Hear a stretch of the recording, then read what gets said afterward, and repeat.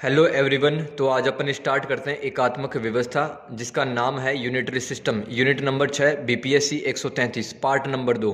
तो part number 1 में मैंने आपको बताया था संघात्मक व्यवस्था के बारे में, उसका अर्थ और विशेषताएं। पहला सवाल वहां से बनेगा। दूसरा सवाल बनेगा एकात्मक व्यवस्था का अर्थ बताते हुए इसकी विशेषताओं के बारे में बताएं, दूसरा सवाल। तीसरा सवाल क्या बन सकता है? तीसरा सवाल बन सकता है कि एकात्मक व्यवस्था और संघात्मक व्यवस्था में अंतर बताएं। तो एकात्मक व्यवस्था के बारे में पढ़ते हैं अपन। वह व्यवस्था जिसमें हमें एक राज्य में एक सरकार के ही दर्शन होते हैं, अर्थात संप्रभु राज्य की शक्तियां केवल एक ही सरकार प्रयोग करती है। संप्रभु राज्य क्या होता है? वह राज्य जो अपनी विदेश नीति तथा अन्य कानून और नियम बिना किसी बाहरी दबाव के बनाता है, उस राज्य को कहते हैं अपन संप्रभु राज्य। तो संप्रभु राज्य में शक्तियां केवल और केवल केंद्र सरकार के पास में रहेगी। ठीक है। अनलाइक संघात्मक शासन व्यवस्था में क्या था, जो जितने कार्य थे और शक्तियां थी, ठीक है, वो राज्य और केंद्र सरकार के बीच में बटी हुई होती थी। अगर भारत की बात करें तो भारत में त्रिस्तरीय शासन व्यवस्था पाई जाती है। त्रिस्तरीय शासन व्यवस्था का मतलब है पहला स्तर केंद्र सरकार, दूसरा स्तर राज्य सरकार और तीसरा स्तर भारत में तीसरा स्तर शासन का कौन सा होता है? स्थानीय स्वशासन, जिसमें ग्रामीण स्वशासन आता है और शहरी स्वशासन आता है। ठीक है। अब देखो, एकात्मक व्यवस्था वाले राज्य में निचले स्तर की संरचनाएं संविधान से शक्तियां न प्राप्त करके केंद्रीय सरकार से शक्तियां प्राप्त करती हैं। सरकार जब चाहेगी तब इन शक्तियों को कम कर सकती है या छीन सकती है। ठीक है, विड्रॉल कर सकती है कभी भी केंद्र सरकार। तो क्या समझा आपने? एकात्मक व्यवस्था जिन भी देशों में लागू है, वो देश, उस देश में केंद्र सरकार के पास में ही सारी शक्तियां होती है, और जितने भी निचले स्तर की संरचनाएं हैं, जितने निचले स्तर के स्ट्रक्चर हैं, जैसे प्रशासनिक इकाई और राजनीतिक इकाई, वो सिर्फ कहाँ से शक्ति प्राप्त करती है? केंद्र सरकार से। ठीक है, केंद्र सरकार से। अब देखो तीसरा पॉइंट, राज्य की सभी प्रशासनिक व आर्थिक इकाइयों को संविधान से किसी भी प्रकार की शक्ति प्राप्त नहीं होती है। संविधान से तो सिर्फ केंद्र सरकार को ही शक्तियां प्राप्त होती है एकात्मक व्यवस्था में। ठीक है। देखो दुनिया में अगर बात करें दोस्त कि एकात्मक व्यवस्था यूनिटरी सिस्टम कहाँ कहाँ पर लागू है? इंग्लैंड में, फ्रांस में, इटली में और चाइना में, स्पेन में, सऊदी अरब में, और भी देशों की बात करें जैसे डेनमार्क और बांग्लादेश आदि देशों में एकात्मक व्यवस्था पाई जाती है। ठीक है। ऐसे राज्यों में एकता व उनकी अस्मिता बहुत इंपॉर्टेंट रहती है। ठीक है। उन देशों ने एकात्मक व्यवस्था क्यों अपनाई है? ताकि एकता को स्थापित कर सकें। ठीक है, उनके लिए एकता या यूनिटी काफ़ी इंपॉर्टेंस रखती है। जबकि संघात्मक व्यवस्था में साझा पहचान होती है। साझा पहचान का क्या मतलब है? जैसे कि सपोज करो मतलब कोई एक व्यक्ति भारत का बिहार से है, ठीक है, तो विदेश में जाता है तो उसकी एक पहचान तो भारतीय के रूप में होती है, दूसरी पहचान उसकी बिहार राज्य के रूप में होती है। ठीक है, वो काफ़ी प्राउड फील करते हैं। ठीक है, काफ़ी प्राउड फील करते हैं। लेकिन एकात्मक व्यवस्था में उनकी इकहरी नागरिकता होती है, उनकी सिंगल सिटीजनशिप होती है। ठीक है। तो साझा पहचान का ये मतलब है कि भाई एक तो भारतीय की नागरिकता प्राप्त है, और दूसरा किसी भी राज्य से है तो उस राज्य की भी आपके पास में विशेषता प्राप्त है आपको। ठीक है, उस राज्य की नागरिकता, इसको क्या कहते हैं? साझा पहचान। तो एकात्मक व्यवस्था वाले राज्यों में रहने वाले व्यक्तियों में राज्य की राजनीति में सहभागिता की प्रवृत्ति कम पाई जाती है। मतलब राजनीति में पार्टिसिपेशन कम पाया जाता है एकात्मक व्यवस्था वाले देशों में। ठीक है, लोगों के पास में राजनीतिक अधिकार तथा अन्य प्रकार के अधिकार, धार्मिक अधिकार, आर्थिक अधिकार, शैक्षिक अधिकार, सांस्कृतिक अधिकार वो कम होते हैं, तथा फ्रीडम भी उनके पास में कम होती है, स्वतंत्रता। नेक्स्ट पॉइंट, इन राज्यों में कानूनों में समानता होती है। ठीक है, जहां पर एकात्मक व्यवस्था unitary system of the governance लागू है, वहां पर कानून में समानता होती है। मतलब अगर केंद्र कोई भी कानून बनाता है तो सबके लिए समान रहता है। ठीक है।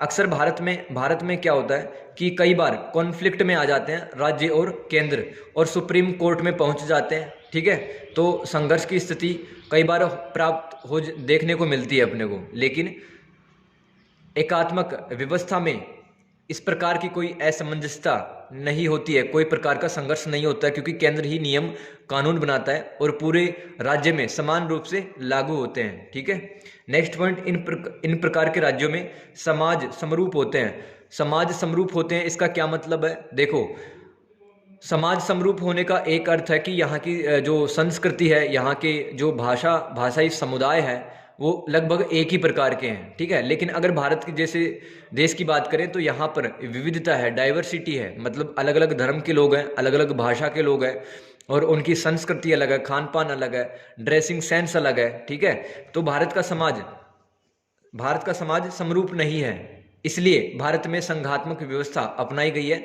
ताकि राज्य और केंद्र के बीच में सह अस्तित्व की भावना या फिर सहयोगी भावना, इस प्रकार का लक्ष्य प्राप्त कर सके। ठीक है, तो देखो, अर्थात विविधता कम होती है या नहीं पाई जाती है एकात्मक व्यवस्था वाले देशों में, जिससे क्षेत्रीय शासन की आवश्यकता नहीं होती है। अब भारत में क्षेत्रीय शासन की क्यों आवश्यकता पड़ी? क्योंकि यहाँ पर शासन की त्रिस्तरीय व्यवस्था पाई जाती है और समाज में काफी सारी विविधता है। आई होप यहां तक समझ में आया होगा। नेक्स्ट समझते हैं अपन। अब देखिए, सामान्यतः एकात्मक व्यवस्था छोटे देशों में पाई जाती है, जैसे डेनमार्क, स्पेन, ये सारे छोटे देश हैं आकार में। ठीक है, लेकिन भारत की अगर बात करें तो भारत का जो क्षेत्रफल है काफ़ी ज़्यादा है, विविधता काफ़ी ज़्यादा है, चाहे वो भौगोलिक तरह की विविधता हो या फिर संस्कृति और या फिर भाषा से संबंधित, धर्म से संबंधित विविधता हो, काफ़ी ज़्यादा पाई जाती है।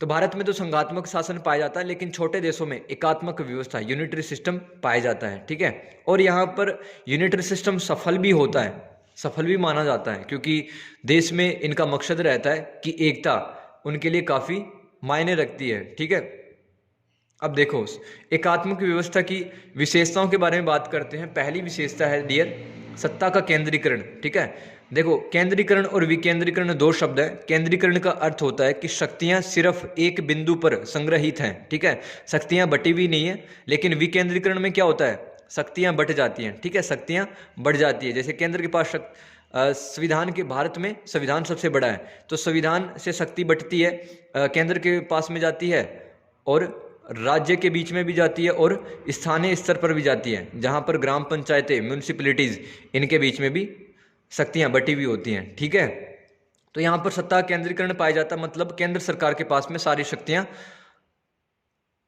होती है एकात्मक व्यवस्था में।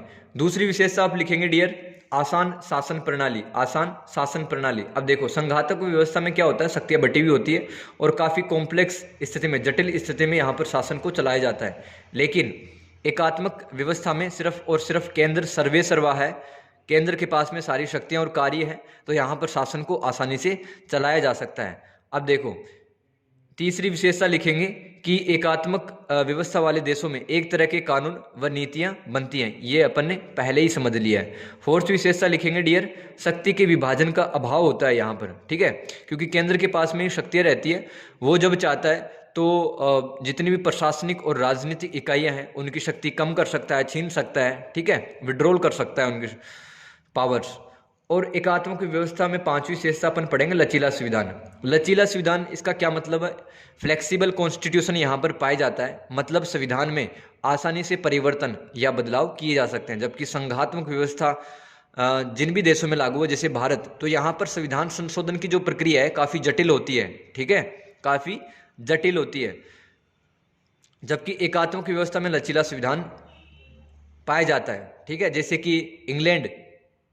अब देखो, छोटे राज्यों के लिए यह सही होता है, क्योंकि एकता बनी रहती है छोटे राज्यों में। सोचो, अगर छोटे राज्य में भी अगर संघात्मक व्यवस्था लागू कर देंगे तो शक्तियां बट जाएंगी, राज्य एक टाइम पर काफ़ी पावरफुल हो सकते हैं, और संघर्ष की या विद्रोह की स्थिति भी राज्य और केंद्र के बीच में दिखाई पड़ सकती है छोटे राज्यों में भी। तो छोटे राज्यों ने सोचा कि हमारे लिए तो एकात्मक व्यवस्था या यूनिटरी सिस्टम ये काफ़ी बढ़िया है। अब देखो, तीसरा प्रश्न इस चैप्टर से बनेगा, चैप्टर नंबर 6 से, एकात्मक और संघात्मक प्रणाली में अंतर बताएं। ठीक है, ये अंतर समझते जाते हैं। अब देखो, आप अपने आंसर की शुरुआत एक किसी विद्वान से कर सकते हैं। यहाँ पर विद्वान का नाम है डायसी। डायसी ने क्या कहा है डियर, देखो, एकात्मक व्यवस्था के बारे में कहा है कि एक केंद्रीय शक्ति के द्वारा सर्वोच्च शक्ति का प्रयोग किया जाना ही एकात्मक शासन है। ठीक है, मतलब केंद्र के पास में सारी शक्तियां रहेंगी और वही अपनी शक्तियों का प्रयोग करता है।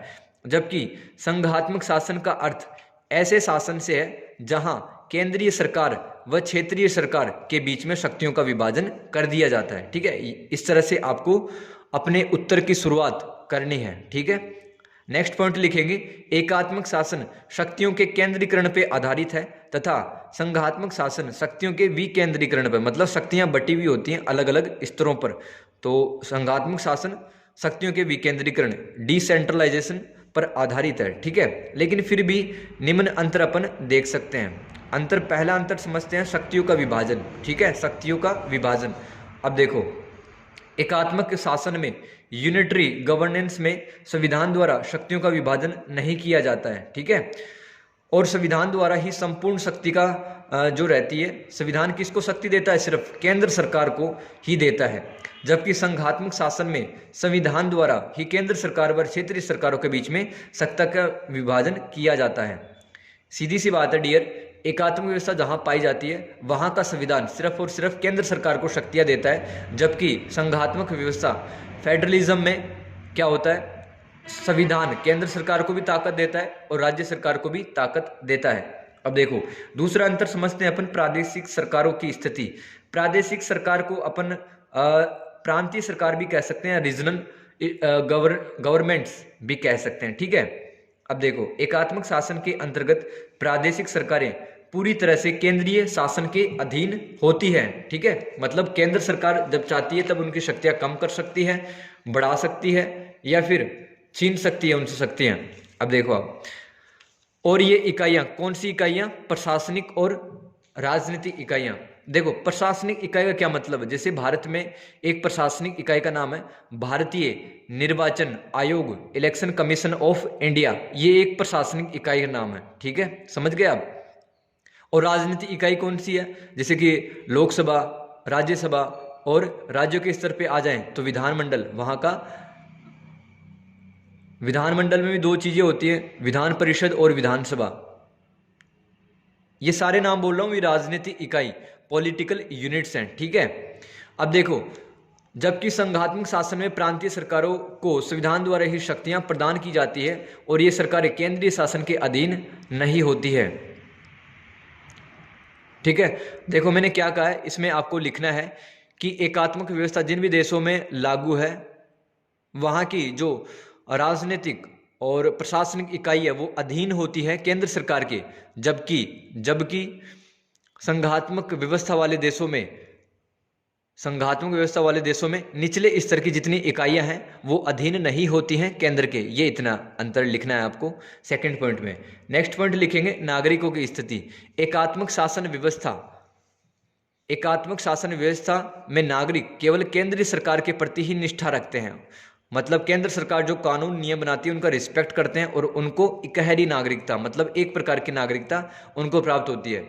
इकहरी नागरिकता का मतलब आप ऐसे समझे, जैसे यूनाइटेड स्टेट्स ऑफ अमेरिका है, संयुक्त राज्य अमेरिका, उसमें कोई व्यक्ति अगर वाशिंगटन का है, कोई व्यक्ति टेक्सास का है, कोई व्यक्ति कैलिफोर्निया का है, कोई व्यक्ति न्यूयॉर्क का है, तो उनको अलग अलग नागरिकताएं प्राप्त है राज्यों के हिसाब से भी। उनके पास में अमेरिका की भी नागरिकता है और उनके पास में राज्यों की भी नागरिकता है। ठीक है, लेकिन एकात्मक व्यवस्था में सिर्फ एक ही नागरिकता होती है। जैसे कोई व्यक्ति अगर स्पेन का है तो उसके पास में स्पेन की ही नागरिकता है, क्योंकि स्पेन में एकात्मक शासन है। ठीक है, इसके विपरीत संघात्मक शासन व्यवस्था में नागरिकों को केंद्रीय सरकार तथा प्रांतीय शासन दोनों के प्रति निष्ठावान होना पड़ता है तथा उनकी दोहरी नागरिकताएं प्राप्त होती हैं। अब देखो, मैंने बिहार का एग्जाम्पल लिया था यहाँ पर। जैसे कोई व्यक्ति बिहार का है तो उसको केंद्र सरकार के नियम और कानून है उनकी रिस्पेक्ट भी करनी पड़ती है, और बिहार राज्य के जो विधानमंडल है, ठीक है, वो कानून और नियम बनाता है तो उनकी भी रिस्पेक्ट करनी पड़ती है। ठीक है,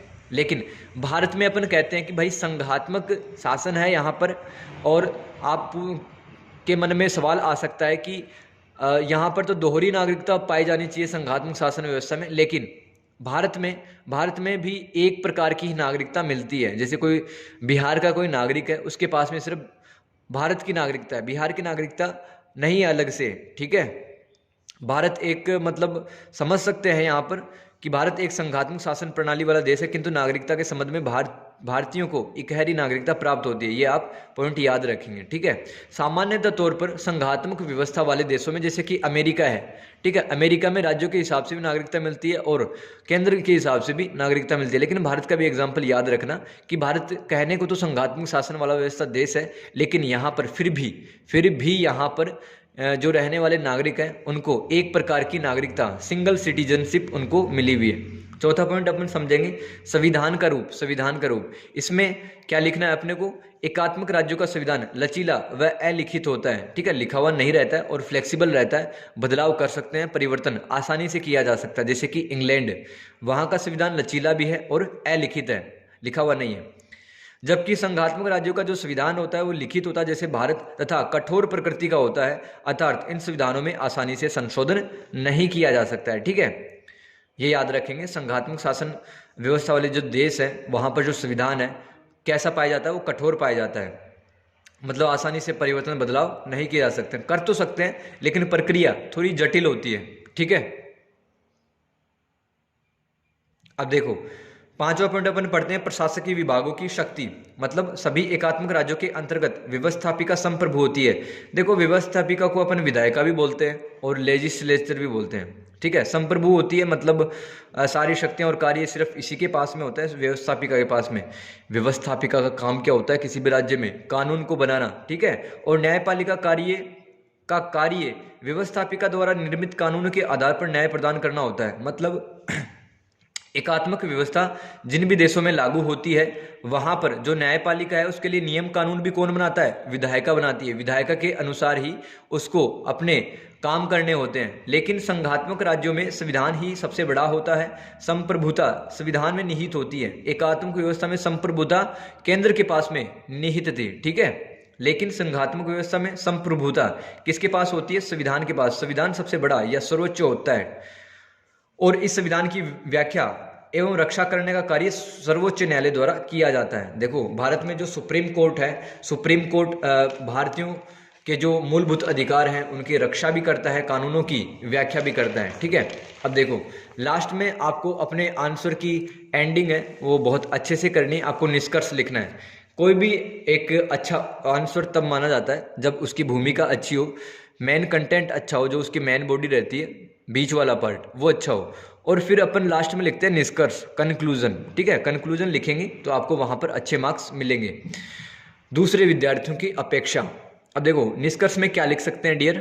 एकात्मक सरकार व संघात्मक सरकार दोनों ही प्रकार के शासन व्यवस्था के कुछ गुण भी पाए जाते हैं और कुछ दोष भी पाए जाते हैं। ऐसी बात नहीं है कि संघात्मक व्यवस्था बहुत परफेक्ट है, ठीक है, या फिर एकात्मक व्यवस्था परफेक्ट है।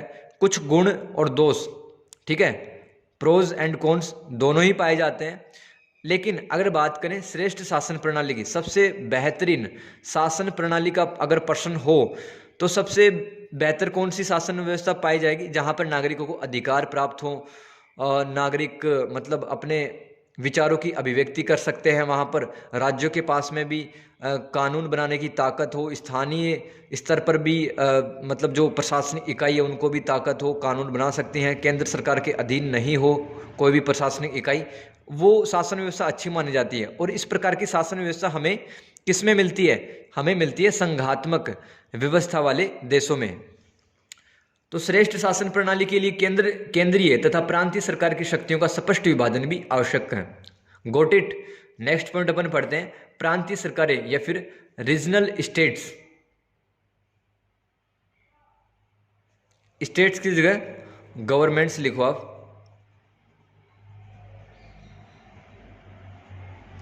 प्रांतीय सरकारों का एक और नाम है, अभी पढ़ा है, प्रादेशिक सरकार या फिर रीजनल गवर्नमेंट इनको बोल सकते हैं। मनमानी नहीं करें, इसके लिए केंद्र का शक्तिशाली होना भी आवश्यक है। अब देखो एक तरफ तो मैं बोल रहा हूँ कि संघात्मक व्यवस्था ये एक प्रकार की अच्छी है क्योंकि यहाँ पर राज्यों के पास में अधिकार होते हैं, कार्य और उनके पास में शक्तियाँ होती हैं। लेकिन सपोज करो राज्य एक टाइम पर बहुत ताकतवर हो जाएगा और हो सकता है वो केंद्र के खिलाफ मोर्चा भी खोल सकता है, ठीक है, विरोध और संघर्ष की स्थिति पैदा कर सकता है केंद्र के साथ में। तो इसलिए केंद्र का शक्तिशाली होना भी बहुत जरूरी है। अब देखो निष्कर्ष कैसे लिखते हैं अपन, निष्कर्ष एक बैलेंस वे में लिखा जाता है हमेशा, ठीक है।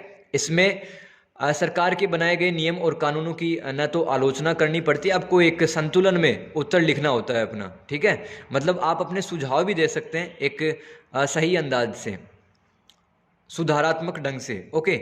इस प्रकार से निष्कर्ष लिखा जाता है। मतलब इसमें कोई भी एक्सट्रीम फीलिंग्स नहीं लिख सकते हैं कि आपके बहुत ज़्यादा जो एक्सट्रीम विचार हैं वो नहीं लिख सकते हैं। संतुलन में, बैलेंस में हमें लिखने हैं चीज़ें।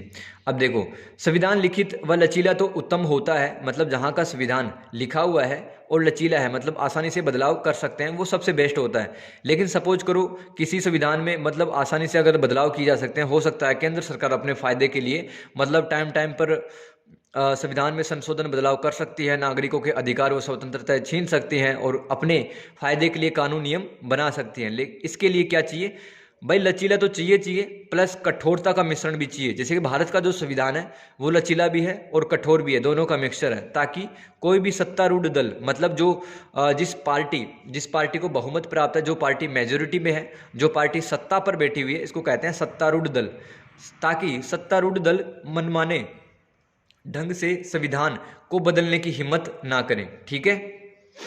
तो हमें संविधान कैसा चाहिए, लचीला भी चाहिए और कठोर भी चाहिए। अब देखो निष्कर्ष में एक और पॉइंट लिखेंगे लास्ट में, न्यायपालिका या फिर जुडिशरी का स्वतंत्र एवं निष्पक्ष होना किसी भी स्वच्छ एवं पारदर्शी शासन प्रणाली के लिए महत्वपूर्ण विशेषता है, क्योंकि इसके अभाव से समाज में अराजकता फैल जाएगी। अराजकता के लिए एक शब्द आप अच्छा ध्यान रखेंगे, एनार्की, वो फैल जाती है। मैं यहाँ पर क्या कह रहा हूँ कि किसी भी देश में अगर जो न्यायपालिका होती है, जो अदालतें होती हैं, अगर वो किसी भेदभाव के साथ में अगर काम नहीं करती हैं, वो किसी के अधीन नहीं होती हैं, स्वतंत्र निकाय होती हैं, फ्री बॉडीज रहती हैं, ठीक है, तो अपना काम अच्छे से कर सकती हैं और जो डिसीजन है, न्याय और निर्णय की जो प्रक्रिया है वो बहुत अच्छी हो जाएगी, ठीक है। तो न्यायपालिका कैसी होनी चाहिए, स्वतंत्र होनी चाहिए, जैसे कि भारत में है। लेकिन एकात्मक व्यवस्था में हमने देखा कि विधायिका या फिर व्यवस्थापिका ही न्यायपालिका कैसे काम करनी है वो सब बताते हैं। उनके न्यायपालिका के जो कार्य रहते हैं और जो कानून रहते हैं वही बनाते हैं विधायिका न्यायपालिका के लिए। तो एकात्मक व्यवस्था में जो न्यायपालिका वो स्वतंत्र नहीं होती है, ठीक है। तो आपको क्या लिखना है कि जिस भी देश में स्वच्छ एवं पारदर्शी शासन प्रणाली है और वहां पर न्यायपालिका स्वतंत्र है, तो इससे क्या होगा, समाज में किसी प्रकार की अराजकता या अव्यवस्था नहीं फैलेगी। आपको एंड करना है अपना आंसर। अब देखो मैं आपको कुछ चीज बताता हूं कि मैंने आपको एक बार कहा था कि भारत में, ये आपका आंसर एंड हो चुका है, कुछ चीजें मैं अपनी तरफ से बताता हूं, ठीक है। मैंने आपसे कहा था कि भारत में कहने को तो संघात्मक व्यवस्था है, शासन प्रणाली की कैसी व्यवस्था है, संघात्मक, लेकिन इसमें एकात्मक भी गुण पाया जाता है, एकात्मक शासन प्रणाली का भी गुण पाया जाता है। ऐसा क्यों कह रहा हूं मैं, देखो मैं आपको कुछ सिम्टम्स बताऊं, कुछ लक्षण बताऊं। जैसे कोरोना हो जाता है तो कोरोना में अक्सर होता क्या है, सांस लेने में दिक्कत आती है और शरीर में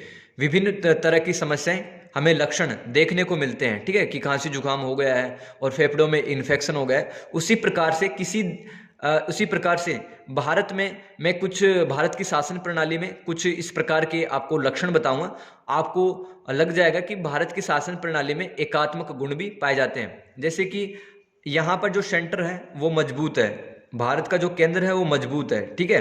तो जहां पर केंद्र मजबूत रहता है वहां पर तो एकात्मक व्यवस्था के गुण पाए जाते हैं, ठीक है। अब देखो भारत की शासन व्यवस्था में, भारत के संविधान में लिखा हुआ है कि कोई भी राज्य भारत से अलग नहीं हो सकता है, किसी राज्य को ये अधिकार नहीं है, अविभाज्य राज्य, ठीक है। तो जिस भी देश में अविभाज्य राज्य नाम की अवधारणा अगर पाई जाती है तो ध्यान रखें वहां पर एकात्मकता के भी गुण पाए जाते हैं, ठीक है। अब देखो भारत में जो संविधान है ये लचीला भी है, ठीक है, लचीला भी है, मतलब संशोधन कर सकते हैं इसमें। तो जहां पर लचीला संविधान पाया जाता है वहां पर एकात्मकता के भी गुण पाए जाते हैं। अब देखो फोर्थ में आपको बता रहा हूं, आपातकालीन प्रावधान, ये लक्षण से भी आपको लग जाएगा कि भारत की शासन व्यवस्था में एकात्मकता के गुण पाए जाते हैं। जैसे कि आर्टिकल 352, ठीक है, सशस्त्र विद्रोह के आधार पर या फिर युद्ध के आधार पर किसी भी देश में अनुच्छेद 352 को लगाकर मतलब आपातकाल को घोषित किया जा सकता है, नागरिकों की स्वतंत्रताएं अधिकार छीनी जा सकती हैं। अगर ऐसा है तो केंद्र बहुत मजबूत हो जाएगा, राज्यों की शक्तियों में कटौती की जाएगी। एक आर्टिकल 356 ध्यान में रखना, राष्ट्रपति शासन, ठीक है, अगर कोई राज्य संविधान के आधार पर अपना शासन नहीं चलाता है तो वहां पर राष्ट्रपति शासन लागू हो जाता है, वहां पर भी केंद्र मजबूत हो जाता है, ठीक है। तो जहां पर केंद्र मजबूत हो जाता है तो वहां पर एकात्मकता के लक्षण पाए जाते हैं। एक याद रखना, आर्टिकल 360 वित्तीय आपातकाल, फाइनेंशियल इमरजेंसी। तो फाइनेंशियल इमरजेंसी भारत में गनीमत है कि अब तक नहीं लगी है, कोरोना में ऐसा लग रहा था कि भारत में भी वित्तीय आपातकाल लग सकती है, ठीक है, लेकिन एक बार भी भारत में नहीं लगी है वित्तीय आपातकाल। तो वित्तीय आपातकाल में भी क्या होगा, जो केंद्र है वो बहुत ज़्यादा शक्तिशाली हो जाएगा, पावरफुल हो जाएगा। तो जहाँ पर सेंटर पावरफुल होता है वहाँ पर तो एकात्मकता के गुण पाए जाते हैं। और क्या लक्षण है, 5th पॉइंट में अपन समझते हैं इकहरी नागरिकता, एकल नागरिकता या इकहरी नागरिकता। तो भारत में इकहरी नागरिकता है जो कि दर्शाता है कि भारत की शासन व्यवस्था में एकात्मक गुण पाए जाते हैं। और यहाँ पर 6.6 लक्षण में लिख रहा हूँ, यहाँ की जो न्यायपालिका है, कैसी न्यायपालिका है, एकीकृत यानी इंटीग्रेटेड न्यायपालिका है। मतलब न्यायपालिका स्वतंत्र रूप से काम करती, किसी के अधीन नहीं होती है। तो ऐसा जिस भी देश में पाया जाएगा तो वहाँ पर अपन कह सकते हैं कि भाई एकात्मकता के गुण पाए जाएंगे। और 7वां लक्षण में बता रहा हूँ, अखिल भारतीय सेवाएं, इनका भी प्रावधान है संविधान में, अखिल भारतीय सेवाओं का। इसमें जैसे कि अपन आईएएस देखते हैं, इसमें आईपीएस देखते हैं और इसमें आईएफएस देखते हैं। आईएएस मतलब भारतीय प्रशासनिक अधिकारी, आईपीएस मतलब इंडियन पुलिस सर्विसेज और आईएफएस का मतलब भारतीय विदेश सेवा या फिर इंडियन फॉरेन सर्विसेज। तो आईएएस जिस किसी के पास में यह पद होता है वो राज्य में काम करता है और केंद्र सरकार उसकी नियुक्ति करती है, केंद्र सरकार की परीक्षाएं आयोजित करवाता है, ठीक है। तो भाई केंद्र सरकार सारे काम कर रहा है, तो केंद्र सरकार सारे काम जहां पर करता है वहां पर तो एकात्मकता के लक्षण पाए जाते हैं। और क्या लक्षण है भारत की शासन व्यवस्था में, राज्यपाल का होना, ठीक है। राज्यपाल एक एजेंट की तरह काम करता है, किसके बीच में, बिटवीन सेंटर और स्टेट के बीच में एक एजेंट की तरह काम करता है। तो जहां पर राज्यपाल नाम की जो पद होता है वो हमें दिखाता है कि एकात्मकता के भी लक्षण पाए जाते हैं, ठीक है। अब देखो ये सारे आपको याद रखने हैं इस तरह से। एक अंतिम लक्षण देख लीजिए आप, जिससे देखकर आपको लगेगा कि भारत की शासन व्यवस्था में एकात्मकता के लक्षण पाए जाते हैं। संसद की जो राज्य सूची होती है ना, राज्य सूची देखो, विशेष परिस्थितियों में संसद राज्य सूची के जो सब्जेक्ट हैं, जो विषय हैं, उन पर भी कानून बना सकती है। नॉर्मल दिनों में राज्य सूची पर सिर्फ राज्य सरकार ही कानून बनाता है, लेकिन अगर विशेष स्थिति आ जाए, ठीक है, तो संसद, केंद्र सरकार कानून बना सकती है राज्य सूची के विषयों पर। तो भाई ये लक्षण याद रखना। और इन्हीं लक्षणों के आधार पर मैं कह रहा हूँ कि भाई सामान्य दिनों में, नॉर्मल दिनों में संघात्मक शासन प्रणाली पाई जाती है, और अगर आपातकालीन जैसी स्थिति आ जाती है तो वहां पर केंद्र मजबूत हो जाता है। और भारत की शासन व्यवस्था में इस प्रकार से अपन एकात्मक व्यवस्था के गुण भी देखने को अपने को मिलते हैं। तो चैप्टर यहीं पर समाप्त होता है। आई होप मैं इस चैप्टर के साथ जस्टिस कर पाया हूँ। जय हिंद, जय भारत।